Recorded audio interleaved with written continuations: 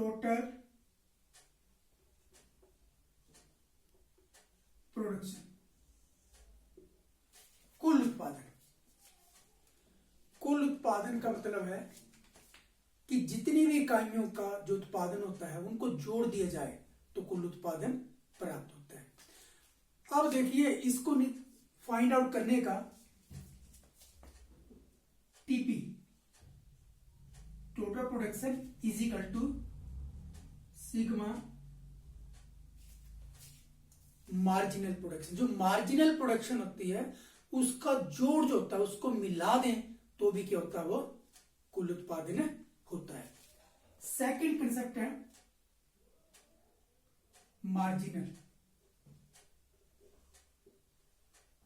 Marginal production,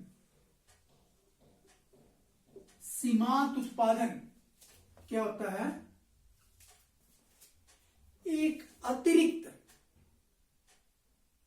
इकाई का उपयोग करने पर कुल उत्पादन में जो अंतर आता है उसे सीमांत उत्पादन कहा जाता है। और इसको कैसे नोट करते हैं, marginal product is equal to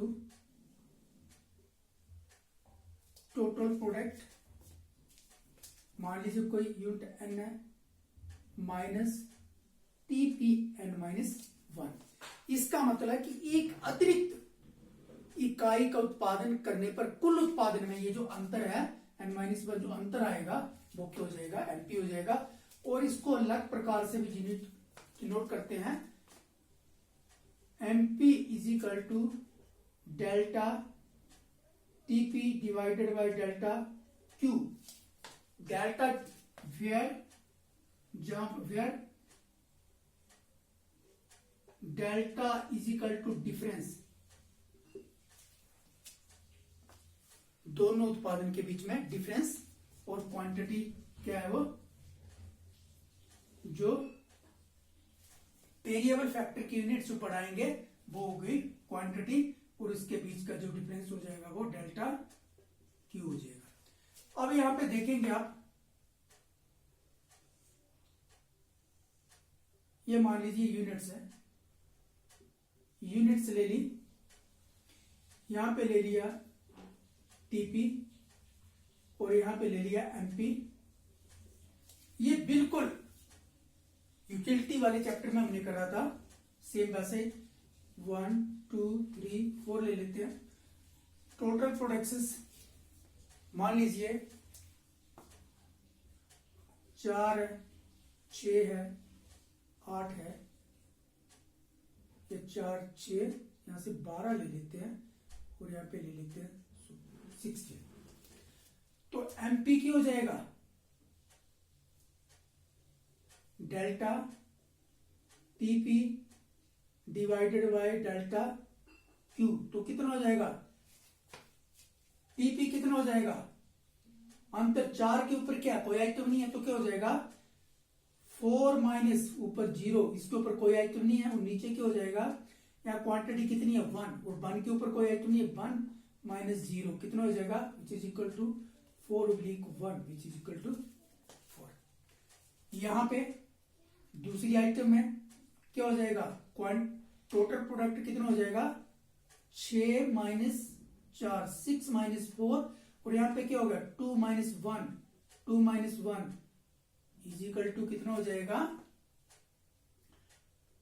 2, कितना हो जाएगा 2/1 इज इक्वल टू कितना हो जाएगा 2।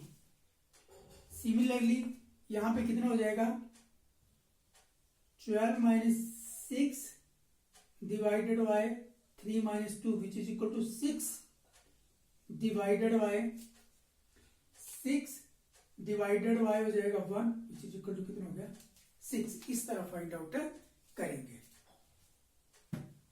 आगे हम पढ़ेंगे न्यूमेरिकल तो। और तीसरा कंसेप्ट है एवरेज, एवरेज प्रोडक्ट,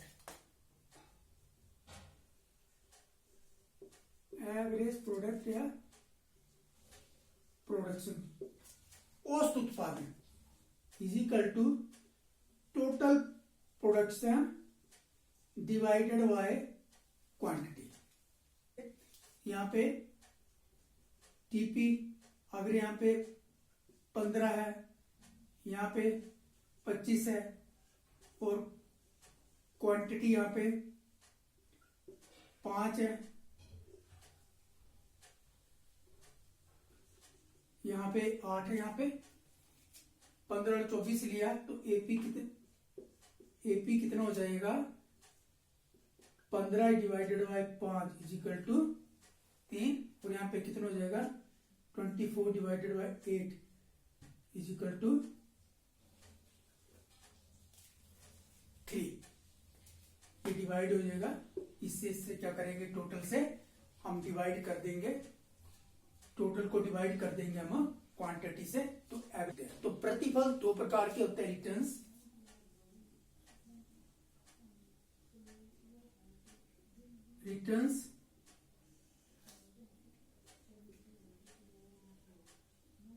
एक फैक्टर टू रिटर्न और दूसरा है रिटर्न टू स्केल।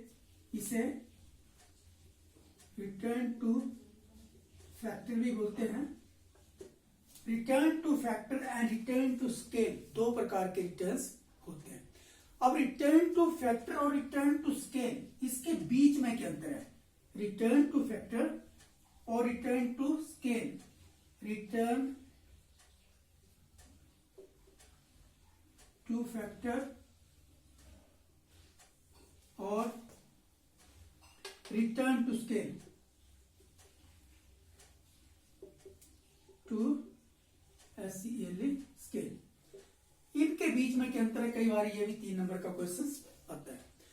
तो रिटर्न टू फैक्टर को हिंदी में कहते हैं साधन के प्रतिफल, और रिटर्न टू स्केल को कहते हैं, स्केल का मतलब होता है पैमाना, तो उसे कहते हैं पैमाने के प्रतिफल। साधन के प्रतिफल में एक जो साधन होता है वो परिवर्तनशील होता है और दूसरा क्या होता है? वो स्थिर होता है। और पैमाने के प्रतिफल में सारे साधन जो होते हैं वो परिवर्तनशील होते हैं। और साधन के प्रतिफल में, साधन के प्रतिफल जो होता है उसका जो नियम है वो अल्पकाल में लागू होता है। किसमें लागू होता है? अल्पकाल में लागू होता है। और पैमाने के प्रतिफल का नियम जो दीर्घकाल में लागू होता है। तो समझना कैसे, हमने कैसे लिखेंगे हम? तो साधन के प्रतिफल के नियम की जो स्थितियां उसको भी पढ़ेंगे, और पैमाने के प्रतिफल के नियम की भी 3-3 स्थितियां होती है उसको हम पढ़ेंगे। तो डेफिनेशन कैसे लिखेंगे हम, आपने नोट करना तो कर लीजिए। साधन के प्रतिफल के नियम के स्थान पर आप लिखेंगे, यहां पर आप लिखेंगे पॉइंट नंबर 1 कि अगर ऐसे भी अलग से पूछा जाए कि साधन के प्रतिफल से आप कैसे समझते हैं, तो आपने क्या लिखना है कि क्योंकि साधन के प्रतिफल का नियम अल्पकाल में लागू, तो हम शुरू कैसे करेंगे? अल्पकाल में स्थिर साधनों को या स्थिर साधन को स्थिर रखते हुए परिवर्तनशील साधन की इकाइयों को जैसे जैसे बढ़ाया जाता है, तो पहली स्थिति में तो पहले कुल उत्पादन बढ़ती दर से बढ़ता है, फिर घटती दर से बढ़ता है, और उसके बाद घटना शुरू हो जाता है। पैमाने के प्रतिफल के अनुसार दीर्घकाल में सभी साधनों को जिस अनुपात में परिवर्तित किया जाता है, दीर्घकाल में उत्पादन के सभी साधनों को जिस अनुपात में परिवर्तित किया जाता है, पहली स्थिति में उत्पादन उससे अधिक बढ़ता है, दूसरी स्थिति में उत्पादन उसके बराबर बढ़ता है, और तीसरी स्थिति में जो उत्पादन है वो कम बढ़ता है। उत्पादन का मतलब यहां पर कुल उत्पादन। अगर उत्पादन के साधनों को, उत्पादन के सभी साधनों को 10% बढ़ाया जाता है, तो कुल उत्पादन इससे अधिक यानी कि 15% बढ़ेगा, तो पैमाने के बढ़ते प्रतिफल का नियम होगा। अगर उत्पादन के सभी साधनों को हम 10% बढ़ा देते हैं और कुल उत्पादन भी 10% बढ़ता है, तो उस स्थिति में पैमाने के समान प्रतिफल का नियम होगा। और यदि उत्पादन के सभी साधनों को 10% से बढ़ा दिया जाता है और कुल उत्पादन जो 10% से कम 8% या 5% बढ़ता है, तो उस स्थिति में जो पैमाने के घटते हुए प्रतिफल का नियम जो लागू होता है।